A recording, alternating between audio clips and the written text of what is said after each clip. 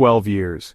That's how long I lived a lie without knowing it. 12 years of believing I had everything, a loving wife, a beautiful son, and a life that others envied. Then came that rainy Tuesday in April when everything collapsed. I remember the weight of my laptop bag on my shoulder as I walked through our front door 3 hours earlier than expected. The conference in Denver had been cut short, a stroke of luck, I thought at the time. I wanted to surprise Elena with the extra day together. The house was quiet, but her car was in the driveway. Perhaps she was napping? Our bedroom door was partially open and I heard voices, Elena's soft laughter and then a man's deeper response. I froze, my mind scrambling for innocent explanations. Does Mikhail suspect anything? Of course not. He trusts me completely. I should have burst in. I should have confronted them. Instead, I stood there, my body refusing to move as my world disintegrated around me. 12 years is a long time to keep a secret. It's worked so far. Besides, what choice do I have? 12 years, the exact length of our marriage. I backed away silently, my heart hammering in my chest. Whatever they were discussing had been going on since the beginning. I slipped out of the house undetected and sat in my car, rain pattering against the windshield, matching the storm raging inside me. I drove to a coffee shop across town, ordered a black coffee I couldn't taste, and opened my laptop with trembling hands. The emails were automatically synced between our devices, something Elena had apparently forgotten. I had never violated her privacy before, but now I searched through her correspondence with a desperate intensity. It took less than 15 minutes to find the thread, emails between Elena and someone named Daniel extending back years. I skimmed through their conversations, discussions about money transfers, meeting arrangements, and plans that carefully avoided my schedule. Then I found it, an email from 7 years ago that made my coffee cup slip from my grasp, spilling across the table. Alex is growing so fast. I sometimes see Daniel's expressions in his face, especially when he smiles. But Mikhail doesn't notice. He loves the boy too much to see what's right in front of him. Alex, my son, our son, except he wasn't mine. The room spun around me. The barista asked if I needed help. I must have looked like a man having a heart attack. In a way, I was. I stayed at a hotel that night, unable to face Elena while my thoughts were in chaos. I called work, requested emergency leave, and then sat on the hotel bed staring at the wall for hours. What else had been a lie? How deep did this deception go? The next morning I did something I'd never considered before. I hired a private investigator, a former police detective named Rivera, who specialized in infidelity cases. His office was small but immaculate, much like the man himself. 12 years is a long time to maintain a deception. There will be a paper trail. He was right. Over the next week, Rivera uncovered the truth that Elena had hidden from me. Daniel wasn't just her lover, he was her business partner. They had been siphoning money from our joint accounts into an offshore fund since the beginning of our marriage. Small amounts that I wouldn't notice, but which had accumulated to over $375,000. There's more. Daniel Petrov, does the name mean anything to you? I shook my head.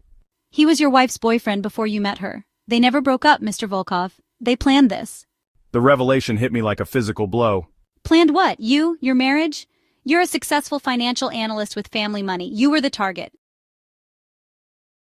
I remembered how we met. Elena bumping into me at that charity event, spilling her drink on my suit, her apologies, her charm, how quickly our relationship had progressed. I had proposed after just 6 months, convinced I'd found my soulmate. It had all been orchestrated. I drove home that afternoon, a strange calm replacing the turmoil of the past week. Elena was in the kitchen preparing dinner when I walked in. She smiled, that same smile I'd fallen in love with, and kissed me as if nothing was wrong, as if our entire marriage wasn't a carefully constructed lie. How was your day? Interesting. I ran into an old friend of yours today, Daniel Petrov. The spoon she was holding clattered to the floor, her face drained of color. What? We had quite the conversation. About offshore accounts, about Alex, about the long con you've been running on me for 12 years. Mikhail, don't insult me with more lies. Alex would be home from soccer practice soon. My son, not biologically mine but still my son in every way that mattered.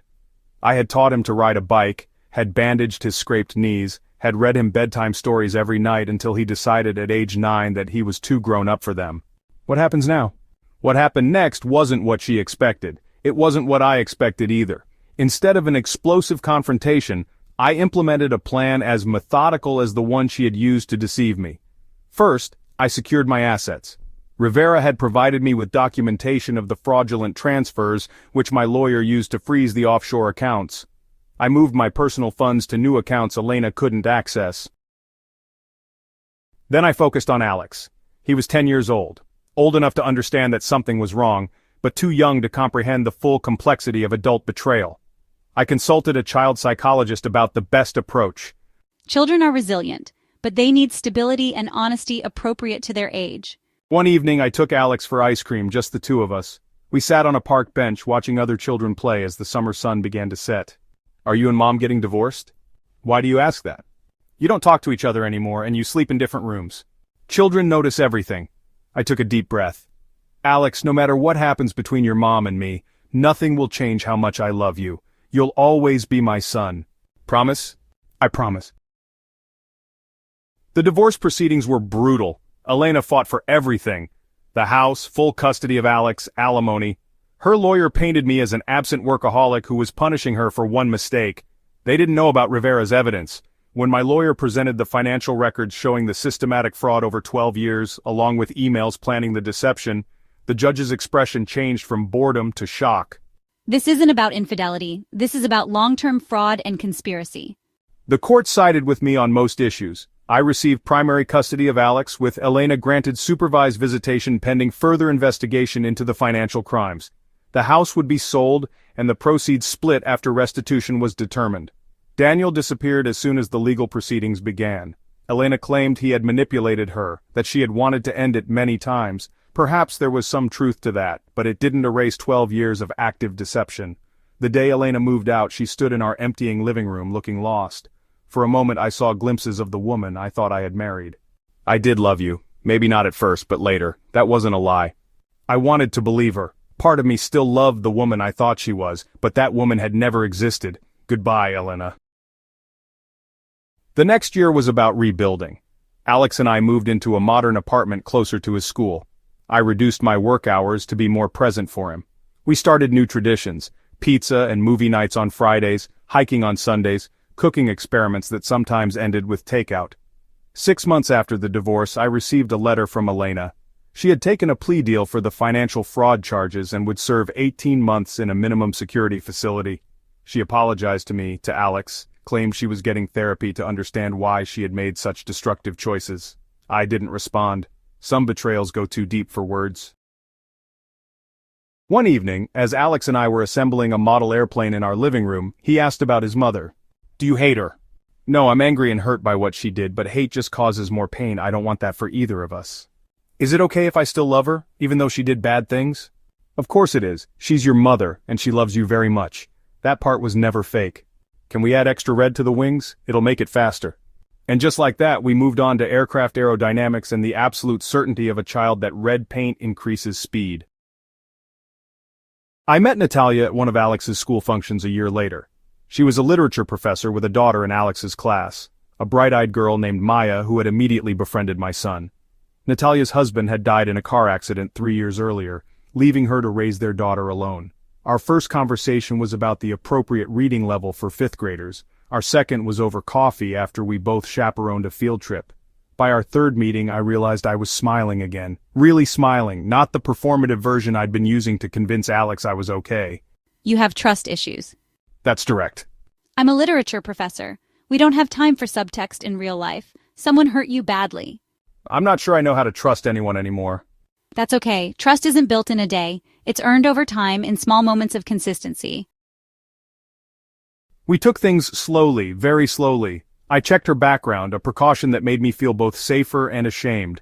She understood when I explained why I needed to do it, which only made me respect her more. Alex adored Natalia and Maya. They brought laughter back into our lives, along with chaotic board game nights and debates about the merits of various superheroes. For the first time since discovering Elena's betrayal, I began to see a future beyond the pain. Elena was released after serving 14 months. She had complied with all requirements of her plea deal, and had completed multiple therapy programs. She requested regular, unsupervised visitation with Alex. I was conflicted. Part of me wanted to deny her request out of lingering anger, but I knew that wasn't what was best for Alex. After consulting with his therapist, I agreed to gradually increased visitation, starting with supervised visits that would transition to normal parent-child time if all went well. The first time Elena came to pick up Alex for their supervised visit, she seemed different, humbler, more genuine. She noticed the family photo of Alex, Maya, Natalia, and me on the side table. "You look happy." "We are." "Good, you deserve that." 2 years after my world collapsed, I found myself standing on a beach at sunset, watching Alex and Maya chase waves while Natalia stood beside me. We had been dating for a year, taking each step with deliberate care. "I have something to ask you." That sounds serious. "It is. Moving in together is a big step." Are you asking what I think you're asking? Maya already spends half her time at our place. Alex adores both of you. My apartment lease is up next month. Would you consider finding a place together, all four of us? I thought you'd never ask. Later that night, after the children were asleep in the hotel room, Natalia and I sat on the balcony, listening to the waves. Are you sure you're ready for this? After everything with Elena? I'm not the same person I was before. I'll probably always have moments of doubt or fear, but I don't want to let what Elena did determine the rest of my life. You know that Maya and I come as a package deal. So do Alex and I. Maybe that's why this works. We've both been broken and put ourselves back together. We recognize the seams in each other. 6 months later, we moved into a 4-bedroom house halfway between Alex's school and Natalia's university. Elena continued her visitations with Alex, and over time, a cautious civility developed between us. She had found a job at a small marketing firm and was rebuilding her life. On my 42nd birthday, Alex presented me with a handmade card. Inside, beneath his somewhat messy handwriting, was a message that brought tears to my eyes. "To my dad, not because you have to be, but because you choose to be every day. Love, Alex." 12 years of lies had nearly destroyed me, but the truth, painful as it was, had ultimately set me free. It had taught me that family isn't always about blood, it's about choice, commitment, and love that persists even when tested by fire. Epilogue. 5 years later. The wooden bench overlooking the lake had become our spot. I sat there now, watching Alex and Maya skipping stones across the water's surface, their laughter carrying on the summer breeze. At 15, Alex had grown tall, his lanky frame and serious eyes reminiscent of the man I once thought was just Elena's former boyfriend. Maya, 14 and fiercely intelligent like her mother, kept him grounded with her practical wisdom and unfailing loyalty. Penny for your thoughts? Just reflecting. It's been exactly 5 years since we moved into the house. And 7 since your world fell apart. Sometimes I wonder if I should thank Elena. Not for the betrayal, but for what came after. I might never have found this life otherwise. The universe works in strange ways. We watched as Alex showed Maya a new technique for stone throwing, their heads bent close together in concentration. They'd grown up as siblings in all the ways that mattered, navigating the complex terrain of blended families with remarkable grace. Elena had remarried last year, a quiet accountant named Robert, who seemed genuinely good for her. She and I had achieved something I once thought impossible, a functional co-parenting relationship built on honesty and Alex's well-being. The anger that once consumed me had gradually transformed into something like distant sympathy. We would never be friends, but we had found peace. "Dad, come show Maya that triple skip thing Grandpa taught you." I rose, brushing off my jeans. My father, who had flown in from Moscow after the divorce to help us rebuild, had spent hours with Alex by this very lake, teaching him old Russian stone-skipping techniques and sharing stories of my childhood. Professor Volkov, would you care to demonstrate your technique? She laughed, selecting a stone with scholarly precision. Literature professors are known for their stone-skipping prowess, you know. Her throw was terrible. The stone plunked directly into the water. We all laughed, and I wrapped an arm around her waist. Later that evening, after dinner on the patio, and a competitive game of cards that Maya won through what Alex insisted was statistical improbability, the kids retreated to their rooms. I found myself back on the bench by the lake, watching the moonlight dance across the water. Alex's footsteps approached, and he sat beside me, his gangly teenage frame folding onto the bench. For a moment we sat in comfortable silence. Mom told me something today about Daniel. What about him? That he's my biological father. She said she should have told me years ago, but she wanted to wait until I was old enough to understand. Are you okay? It's weird, but not like earth-shattering or anything. I kind of suspected something was up. Mom's been acting strange for weeks. You're handling this better than I did when I found out. You were lied to, I wasn't, there's a difference. You know this changes nothing between us, right? I know, Dad. Remember that card I made you years ago? I meant it then, and I mean it now. You chose to be my dad when you didn't have to. That means more than DNA. When did you get so wise? Natalia says I get it from you.